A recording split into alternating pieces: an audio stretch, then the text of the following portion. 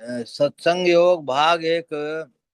यदि शैल समम पापम विस्तीर्णम बहु योजनम विद्यते ध्यान योगेन नान्यो भेद कदाचन। यदि कई योजन तक फैला हुआ पहाड़ के समान पाप हो तो वो ध्यान योग से नष्ट हो जाता है। इसके समान पापों को नष्ट करने वाला कभी कुछ नहीं हुआ है। श्री सद्गुरु महाराज की जय।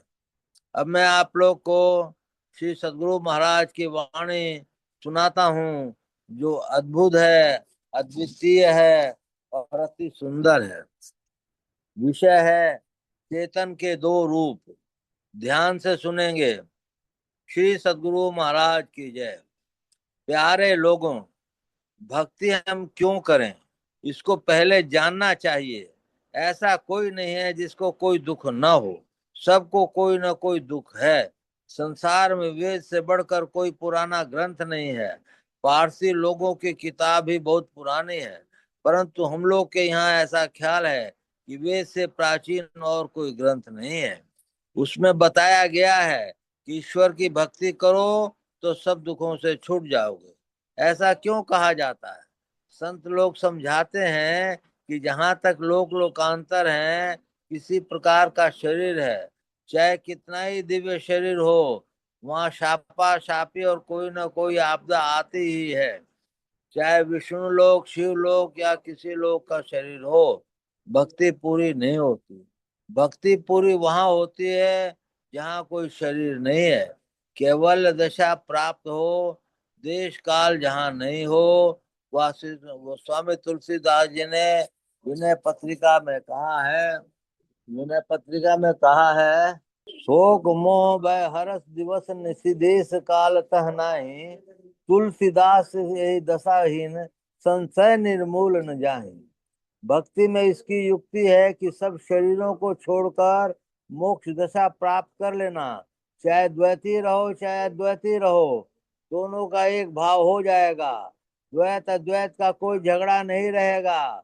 वहां जैसे रहना होता है वैसे रहता है। यहाँ माया का चक्र है, इस चक्र पर बुद्धि घूमती रहती है और नाना तर्क करती है, किंतु वहां सब निर्मूल हो जाते हैं। चाहे किसी बात के मानने वाले हों, वह नास्तिक आस्तिक सबके लिए एक ही है। नास्तिक दो तरह के होते हैं। एक तो पूरे नास्तिक, जो जीव परमात्मा कुछ न माने। उनको सिद्धांत है कि यावत जीवेत सुखम जीवेत, ऋण कृत्वा घृत पीवेत, भस्मीभूत शरीरस्थ पुनरागमन कुतो भवेत। उनके लिए यह उपदेश कुछ भी नहीं है। इनके अतिरिक्त दूसरे तरह के नास्तिक वे हैं जो जीव को माने और ईश्वर को नहीं माने। उन दोनों को मैं कहता हूँ, भजन करो फिर जानिए कि परमात्मा क्या है। वो इस तरह की मुक्ति मानते हैं कि सूक्ष्म शरीर रह जाता है, किंतु संतों का सिद्धांत है कि कोई भी शरीर नहीं रहे। जो पूरे नास्तिक हैं वे भी इसको मानेंगे और एकाग्रता से ज्ञान की वृद्धि होती है। एकाग्रता के लिए ध्यान करो और ध्यान के अंत तक पहुंचो, फिर जानोगे कि ईश्वर है कि नहीं है। संतों ने बताया कि न शरीर संबंधी रहो न संसार संबंधी। शरीर और संसार के संबंध में अलग हो, फिर जो दर्शन होगा तो उससे कभी दुख नहीं होगा। वहाँ हृदय आकाश में सूर्य बराबर उगा ही रहता है, कभी न उदय होता है न अस्त होता है। उपनिषद की एक कथा है कि एक ब्राह्मण थे। वे संध्या वदन कुछ नहीं करते थे। उनकी पत्नी जब कभी पड़ोस में जाए तो पड़ोस की महिलाएं उनसे कहती थी कि आपके पति कैसे ब्राह्मण हैं जो संध्या वदन भी नहीं करते। पत्नी अब आकर पति से आग्रह करती कि आप संध्या वदन क्यों नहीं करते हैं। ब्राह्मण कोई उत्तर नहीं देते। एक दिन उनकी पत्नी को पड़ोस की महिलाओं ने उसके पति के लिए बहुत दुत्कारा। इस कहानी को आप लोग जानते ही हैं। जिस भूमि पर महल बनता है, महल से जमीन का दाम बहुत कम होता है, किंतु महल का आधार जमीन है। बिना जमीन के कितना विशेष कीमत का महल बना नहीं सकते। इसी तरह बिना सत्संग रूपी जमीन के भजन रूपी महल बन नहीं सकता। इसलिए सत्संग की बड़ी जरूरत है। वो स्वामी तुलसीदास जी ने कहा है, संसार में रहने पर प्रत्येक संत को देश के लिए, संसार के प्रति कोई न कोई काम करना, काम अवश्य रहता है। इसलिए सत्संग में यदि पहुंचे हुए महान संत रहें तो लोगों को बहुत लाभ हो। यदि संत न रहें तो संतवाणी से लाभ हो सकता है, किंतु जितना लाभ पहुंचे हुए संत से होगा उतना केवल साधारण जन के सत्संग से नहीं होगा। ईश्वर भजन में सत्संग, स्तुति, प्रार्थना, जप और ध्यान, ये पांच चाहिए। सत्संग में जाने से बोध होता है। भेड़िया धसान में किसी को नहीं पड़ना चाहिए। भेड़िया धसान की तरह किसी में बिना समझे बुझे मत कूद पड़ो। हम लोग के यहाँ तो कहावत है, गुरु कीजिए जान, पानी कीजिए छान। सत्संग से सिद्धांत का निर्णय होता है, क्या करें इसका भी निर्णय होता है, चरित्र के लिए निर्णय होता है कि चरित्र सुधार करो रखो। सत्संग को पकड़े रहो और भेड़िया दस्तान से छूटो। भुजंग सांप कैचुली छोड़ता है, उसे यह उलट कर देखता भी नहीं है। उसी तरह जिसने ठीक से समझ नहीं लिया है, एक धर्म को पकड़ लिया है, दूसरा सुनता है तो उसी ओर कूद पड़ता है। ऐसा नहीं करना चाहिए। धर्म को अच्छी तरह समझ लो। यदि मूल में धर्म के बदले अधर्म पकड़ा गया है तो वह छोड़ देने योग्य है। पापी पुण्यात्मा, दुखी सुखी सब में परमात्मा है, किंतु परमात्मा पापी पुण्यात्मा दुखी सुखी नहीं होते। धन पटल मानो बादलों का झुंड।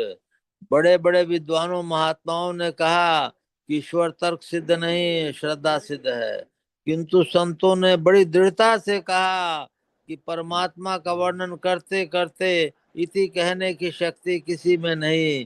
जहां तक मैंने संतों की वाणी में, उपनिषदों में, वेदों के अर्थ को भी देखा, किंतु इस बात की खाली नहीं कि परमात्मा आदि अंत रहित है। वह है ही है, कुछ फांक छोड़कर यहाँ वहां ऐसा नहीं। लोकमान बाल गंगाधर तिलक ने कहा, अति सघनता से जो सर्वव्यापक अनादि अनंत है वह परमात्मा है। ऐसे वर्णनों को पढ़कर कहा जाए कि ऐसा नहीं है तो क्या होगा? प्रश्न होगा कि यदि आदि अंत नहीं है तो क्या होगा? सादी शांत है। जब सादी शांत है तो वह कहीं जाकर अंत अवश्य होगा। इसलिए उस सादी शांत के पार में एक अनंत बिना माने प्रश्न फिर रह ही जाएगा। एक एमए बीए ने प्रश्न किया कि एक अनादि अनंत है, मान लिया, फिर इसको ईश्वर क्यों माने? मैंने कहा कि अनंत से बाहर आप कहीं जा सकते हैं? यदि नहीं तो उसके अंदर है, इसलिए वह ईश्वर है। फिर उन्होंने पूछा कि उसकी भक्ति क्यों की जाए? मैंने कहा कि उसकी माया को पहचानते हो तो दुख में हो, और परमात्मा को पाओ, पहचानो तो इसमें उल्टा जो गुण है वह होगा, अर्थात दुख के बदले सुख होगा। इस प्रकार इस प्रकार के अनंत असीम परमात्मा को जड़ तो कह नहीं सकते, चेतन भी नहीं है। इसलिए गीता में अक्षर अक्षर के परे पुरुषोत्तम कहा गया है। चेतन गतिशील है। यदि चेतन गतिशील नहीं रहता तो चेतन रहते हुए भी शरीर हिलता डुलता नहीं। चेतन का विस्तार होता है, फिर भी इसकी सीमा है। जिसकी सीमा है उसके बाहर कुछ अवकाश है हिलने डुलने के लिए। बिना अवकाश के हिल डुल कैसे सकते हैं? इसलिए चेतन को असीम नहीं ससीम माना जाता है, किंतु थोड़ा नहीं है। जड़ प्रकृति मंडल को भरकर उसके परे भी है। परमात्म चलनात्मक इसलिए नहीं है कि उसकी सीमा नहीं है, असीम है, इसलिए वह निश्चल है। निश्चल हिमालय जैसा नहीं। हिमालय भी भूकंप से हिलता है। किसी भी पदार्थ का परमाणु धीरे धीरे घटता है। संथाल परगना में कितने पहाड़ सड़ते हैं, ऐसा कोई पदार्थ नहीं जिसका क्षय न हो। किसी पदार्थ का झड़ जाना भी हिलना है। इसलिए परमात्मा के लिए गीता में सत असत नहीं, क्षर अक्षर नहीं, ऐसा नहीं कहा गया है। बुद्धि उसका निर्णय कर सकती है, पहचान नहीं सकती। चेतन के दो रूप माने जाते हैं, सामान्य चेतन और विशेष चेतन। अंतःकरण रूप यंत्र को कारण विशेष चेतन, इसलिए कि इसमें काम का होना जाना जाता है। कोई पापी पुण्यात्मा दुखी सुखी होता है तो यह आत्मा पर कोई दोष नहीं होता। स्वामी विवेकानंद जी ने कहा है, प्राणी मात्र के नेत्रों से जो दृष्टि शक्ति होती है उसका एकमात्र कारण सूर्य है। किंतु यदि किसी को नेत्र दोष होता है तो वह अपने उस दोष को छाया सूर्य पर डालने के लिए समर्थ नहीं हो पाता।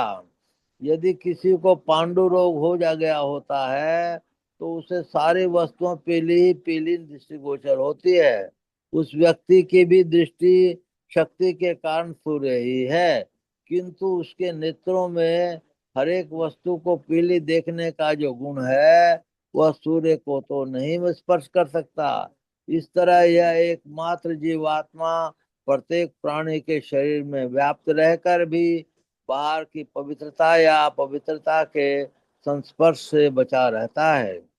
पुष्कर निवासी स्वामी ब्रह्मानंद जी ने भी कहा है, विशेष रूप से चैतन्य का दो प्रकार का रूप होता है। जिनमें जो सर्व चराचर जगत के समान रूप में व्यापक है उसको सामान्य चेतन कहते हैं, और जो अंतःकरण उपाधि से मिला हुआ है उसको विशेष चैतन्य कहते हैं। सो जैसे घट में स्थित भया आकाश दूसरे आकाशों से भिन्न आवे है, और जैसे दीपक पर आरूढ़ हुई अग्नि दूसरे दीपकों व समान व्यापक अग्नि से भिन्न होती है, तैसे ही अंतःकरण उपाधि युक्त चैतन्य भी दूसरे सर्व जीवात्माओं से या ब्रह्म से भिन्न हो जाता है।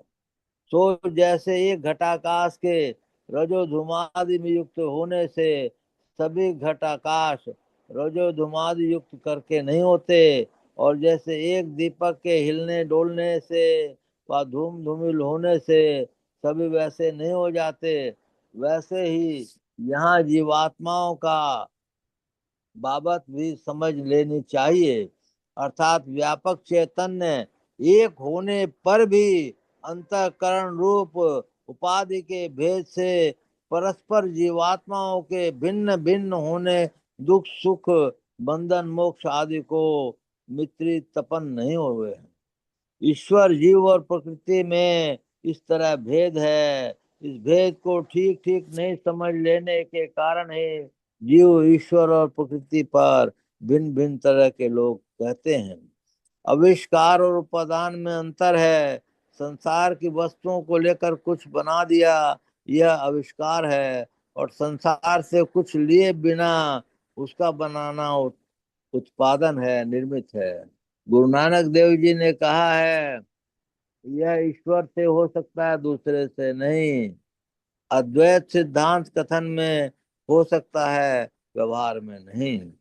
समाधि सिद्ध वालों से जहां तक हो सकता है समता का व्यवहार करते हैं।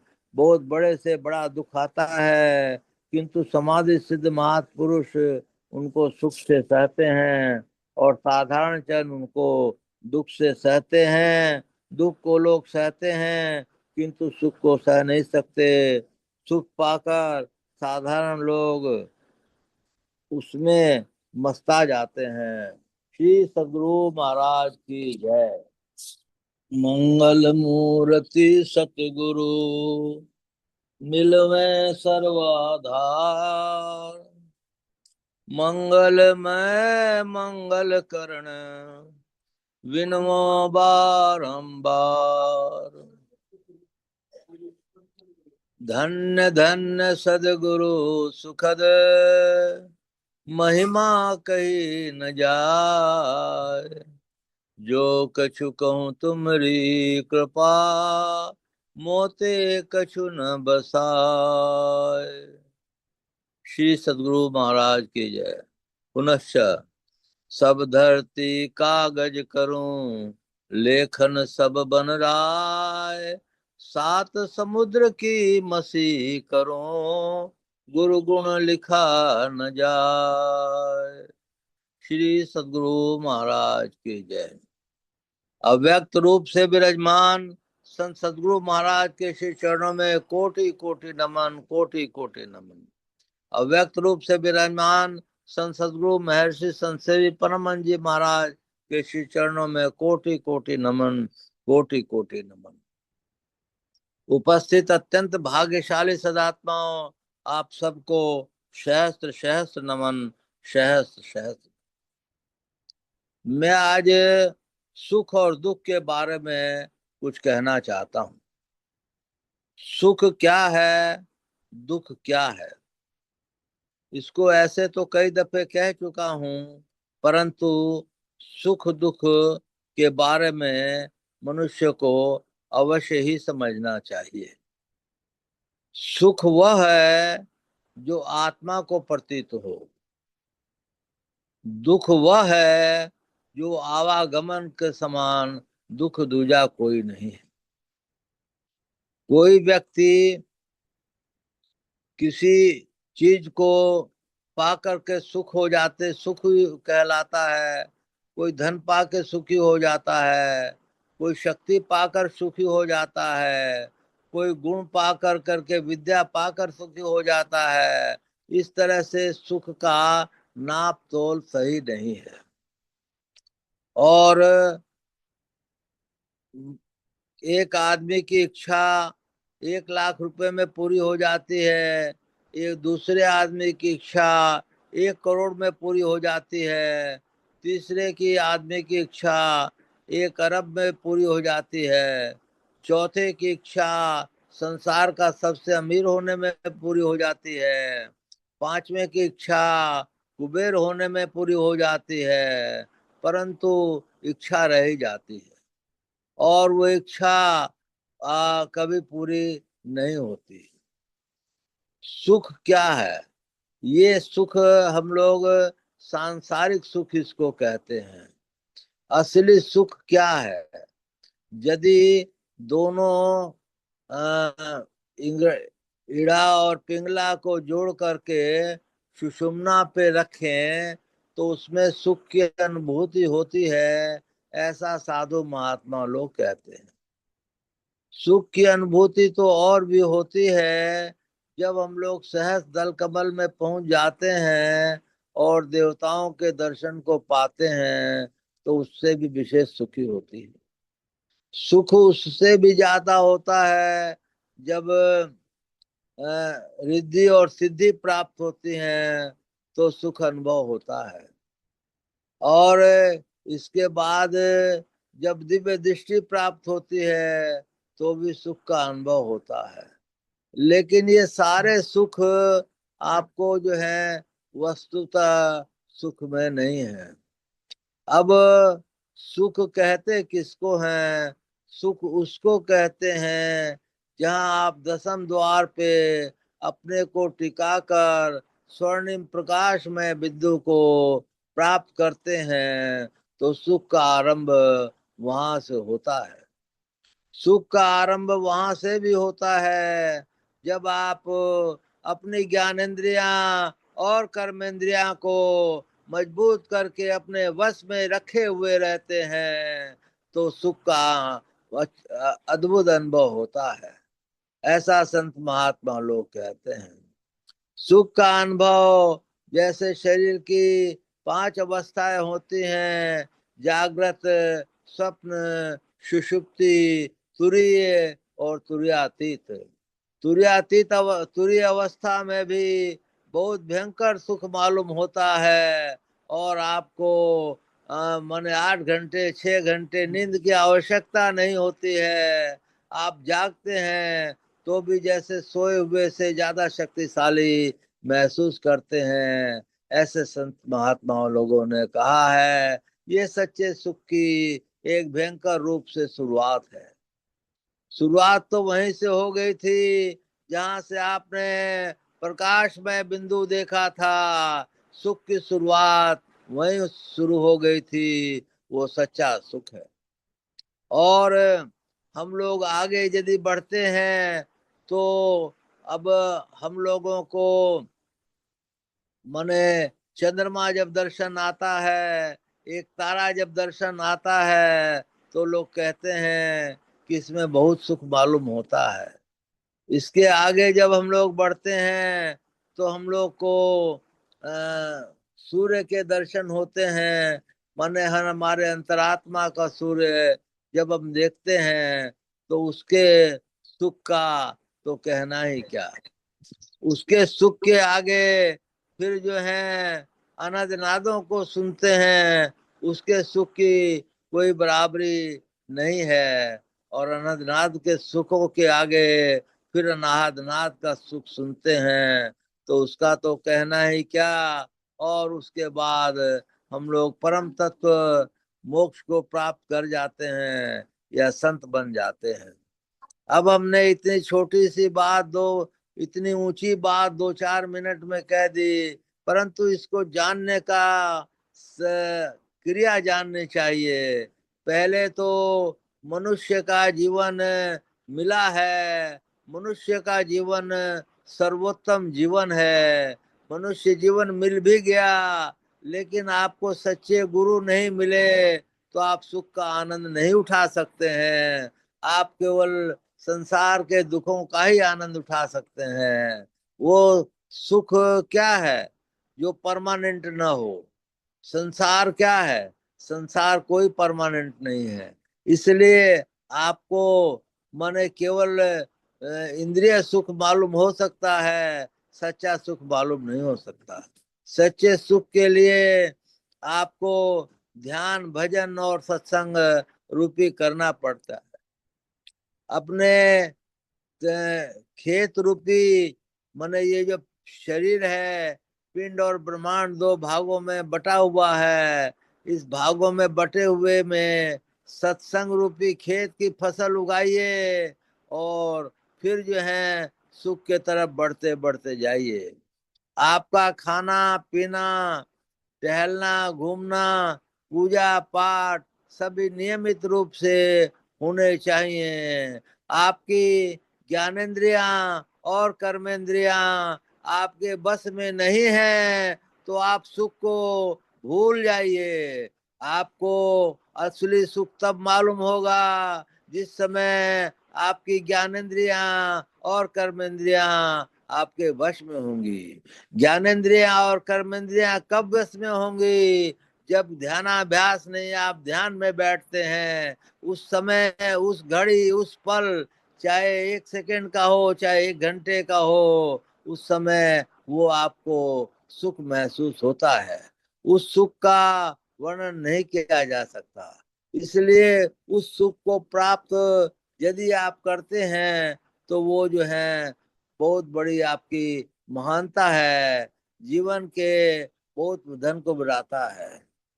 सत्संग योग में आया है, यदि सुषुम्ना में आप ध्यान करते हैं, हजारों वर्ष मेघ यज्ञ और सैकड़ों वाजपेयी यज्ञ सुषुम्ना ध्यान योग का 16वां अंश भी नहीं है। फिर आपको आया है कि आप जैसे एक अवस्था में पहुंचते हैं, उस अवस्था का नाम है भूल रहा हूँ। उस अवस्था में पहुंचते ही आप देवताओं के भी दर्शन कर सकते हैं। देवताओं में भी वही 5 विषय हैं जो मनुष्यों में हम लोगों को 5 विषय हैं। तो सुख वहां पर भी छापा छापी होती रहती है, इसलिए सुख का पूरा इंजाम वहां भी नहीं है। सुख का इंजाम तो आपको आपके मनुष्य शरीर में ध्यान योग में ही सुख है। ध्यान योग में ही सुख है और ध्यान योग में ही बढ़ते बढ़ते बढ़ते बहुत ऊंचे तक जा सकते हैं। इसलिए आप विचारिए, गहन दृष्टि से विचारिए कि आपके लिए ये संसार उत्तम है या सत्संग उत्तम है। आप विवेक बुद्धि से विचारने पर पाएंगे कि सत्संग की बराबरी ये संसार दे ही नहीं सकता, हो ही नहीं सकता। कहते हैं दो चीजों को याद रखो, एक मौत और एक सर्वेश्वर को। मौत हर एक किसी की होनी है, वो कोई उससे छूट नहीं पाएगा। इसलिए जब जो है मौत आनी है तो आएगी ही। इसलिए सब काम छोड़ करके भक्ति करो, सत्संग सुनो, ध्यान करो, और बाद बाकी काम तो हो ही जाएंगे। एक बात और भी इम्पोर्टेंट है कि संसार के सभी काम कोई ना कोई करेगा, लेकिन भक्ति आपके अपने शरीर से होगी, ध्यान आपके अपने शरीर से होगा, और कोई उसको आपके बदले में कर नहीं सकता है। और करेगा तो उसका फल उसी को प्राप्त होगा, आपको वो फल प्राप्त नहीं हो सकता। इसलिए ध्यान की बहुत महत्ता है। ध्यान की महत्ता को शब्दों में वर्णन नहीं किया जा सकता, किताबों में भी नहीं लिखा जा सकता। अब ध्यान के लिए हम लोगों को अपने को झूठ, चोरी, नशा, हिंसा, व्यभिचार से पहले से अलग करना पड़ेगा। ध्यान से यम, नियम, आसन, प्राणायाम, प्रत्याहार, धारणा, ध्यान और समाधि, इन चीजों में हम लोगों को एक एक विषय से चुनना पड़ेगा। यदि हम लोग नियमित स्वरूप से नहा धो कर करके सवेरे 3 बजे 4 बजे ध्यानाभ्यास में बैठते हैं, तो ना तो संसार का काम हर्जा होता है और ना आपका काम हर्जा होता है, और आप दिन भर के लिए तरोताजा महसूस करते हैं। परंतु जरूरत क्या है? जरूरत है आपकी लगन को। आपकी लगन को इतना बढ़ा लीजिए कि चाहे जिस समय उठे अपना नहा धो लिए, और नहा धो के ध्यानाभ्यास में मने पीठ को सीधा रखते हुए, मेरुदंड को सीधा रखते हुए, और जो गुरु महाराज ने विधि बताई है उसको करते हुए समतल जमीन पर पाटा लेके या बिना पाटा के ध्यान पे बैठिए, वही उन्नति का कारण बनेगा। आपको उस ध्यान में वो सुख मालूम होगा जो कि संसार में संसारपति बनने से भी वो सुख नहीं मालूम हो सकता। इसलिए ध्यान की बड़ी विशेष महत्ता है, और ध्यान ही वो चीज है जो आपको मोक्ष के द्वार पर पहुंचा सकती है। जैसे मोक्ष के द्वार पे 4 द्वारपाल हैं, तो उन 4 द्वारपालों से के पहले आपको बिंदु ध्यान पे, उसके बाद बिंदु ध्यान पे आना पड़ेगा। तो चारों द्वारपाल आपको समझिए कि मिल गए। बिंदु ध्यान पे आने के लिए ही फिर जो है तुरीय अवस्था में जाने के लिए उसी बिंदु ध्यान पे लौ लगाए रहिए। पहले आपको बिंदु ध्यान के पहले पांचों तत्वों के पांचों रंग नजर आएंगे। फिर जो है वो फिर पहले या बाद में आपके ललाट के आज्ञा चक्र पे गुरु महाराज का स्क्वैज रूप नजर आएगा। तब आप दृष्टि साधन के योग्य बन पाएंगे, और जब दृष्टि साधन के योग्य बन पाएंगे तो प्रथम काला दरसता है, वही फिर श्वेत होता है। और तुलसी साहब ने कहा है, शाह सफेद तिलों बिच तारा, अविगत अलख रवि है, मुर्शिद नैनो बीच नवी है। नवी मने ईश्वर सर्वेश्वर का दूत।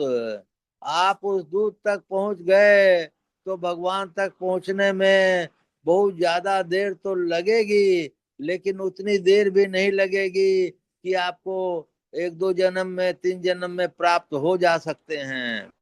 इसलिए उस दौर तक बिंदु पर लौ लगाकर टिके रहिए, टिके रहिए, टिके रहिए, उसको मत हटने दीजिए। फिर जो है आपको चेतन का जो रूप है, अपने चेतन को समेटिए, चेतन को समेट कर अपने आज्ञा चक्र पे लाइए। आज्ञा चक्र पे लाने से चेतन का कुछ भाग जरूर समेट में आएगा, तो आप जो है और ऊंची गति को प्राप्त हो जाते हैं। फिर लास्ट स्थिति या बहुत ऊंची स्थिति उसकी आती है जब चेतन का जितना भाग आप समेटना चाहें समेट सकते हैं। जैसे गुरु महाराज ने ऑपरेशन कराया था कि मेरा ऑपरेशन करो लेकिन मेरे को एनेस्थीसिया मत सुंघाओ, तो उन्होंने अपने चेतन को समेट लिया। इसलिए हम लोग भी मनुष्य हैं, हम लोगों के अंदर ये शक्ति है कि गुरु कृपा यदि हो जाए तो हम लोग चेतन को समेट सकते हैं। और जब चेतन को समेट लेंगे तो आपको कितना सुख मालूम होगा, इसका आप अंदाजा कर सकते हैं। आप सब लोग ज्ञानी हैं, धर्मात्मा हैं, महात्मा हैं, मैं आप सब लोग को नमन करता हूँ। आप लोग आगे बढ़ें और मेरे को भी आगे बढ़ने की प्रेरणा आप लोग दें। तो इसलिए मैं मानता हूँ कि सत्संग से विशेष संसार में कोई भी पुण्य नहीं हो सकता। सत्संग के में ध्यान में सावित्री अपने पति को ले आई थी, सूक्ष्म शरीर ले चले थे, लेकिन वो मतलब यमराज के पीछे पीछे जा करके उनको ले आई थी। इसी तरह से आप मेरे बारे में जानते हैं कि गुरु महाराज ने उनको मन मेरे शरीर की कितनी दफे रक्षा की है, जो संसार में विधाता का नियम भी नहीं कर सकता। इसलिए मैं पुनः ऐड किया है, सब धरती कागज करूं लेखन सब बन रहा है, सात समुद्र की मसी करूं गुरु गुण लिखा न जाए। बहुत सी बातें हैं जो मैं कह नहीं सकता मने, लेकिन उनकी कृपा, उनकी दया, उनकी विशालता इतनी महान है कि उनका गुण मैं गाते गाते थक जाऊं, मने कुछ भी कर जाऊं लेकिन लिख नहीं सकता, बोल नहीं सकता। इसलिए जिसने सच्चे गुरु से प्रेम कर लिया उसको कोई चीज की कमी नहीं रह सकती है। चीज क्या है? एक सुख है, एक दुख है। सुख क्या है? सर्वेश्वर को प्राप्त करना सुख है, और आवागमन के चक्र में पड़े रहना महादुख है। और उससे भी महादुख है मनुष्यतर योनियों में जाना, माने मनुष्य से नीचे योनियों में जाना। इसलिए इसने है जब तप करके स्वर्ग कमाया, यह तो काम नसीरों का। माने जब तप कर करके आपने स्वर्ग कमाया, यह तो बहुत है। तुलसी साहब कहते हैं स्वर्ग पर करे खकार, तुलसी यह स्वर्ग पर करे खकार, नर्तन दुर्लभ देव को सब कोई कहत पुकार। मने तुलसी साहब कहते हैं नर्तन मनुष्य का शरीर देव को भी दुर्लभ है, इसलिए मैं स्वर्ग पे खखार करता हूँ। स्वर्ग कोई चीज ही नहीं है, मोक्ष ही जो चीज है। इसलिए मनुष्य शरीर पाकर हम लोग इस स्वर्ग से ऊपर सहस्र दल कमल में यदि ये एंट्री होते ही हम लोग देवताओं को देखने लगते हैं, देवता हमको देखने लगते हैं। देवता तो हमको अभी भी देख रहे हैं लेकिन हम देवताओं को नहीं देख रहे हैं। सहस्र दल कमल कोई बहुत ऊंची चीज नहीं है, उससे ऊपर और त्रिकुटी है। तो इसलिए हम लोगों को अपने जीवन में ये करना चाहिए कि सत्संग के नियम को नहीं तोड़ना चाहिए, और जिस किसी से हो पांचों समय ध्यान करें, तीनों समय संध्या करें। ऐसा मनुष्य शरीर दोबारा कब मिले नहीं मिले कहना मुर्लिब है। लेकिन गुरु महाराज ने एक और हम लोग को बख्शिश दान कर रखी है कि जो मनुष्य दो समय मन से ध्यान और सत्संग स्तुति प्रार्थना करता है उसको भी मनुष्य शरीर मिलेगा। इसलिए जब हम लोग को इतनी बड़ी आशीर्वाद मिल चुकी है तो हम लोग को मन से स्तुति प्रार्थना दोनों समय मन से करना चाहिए, जिससे जितना ध्यानाभ्यास हो करना चाहिए।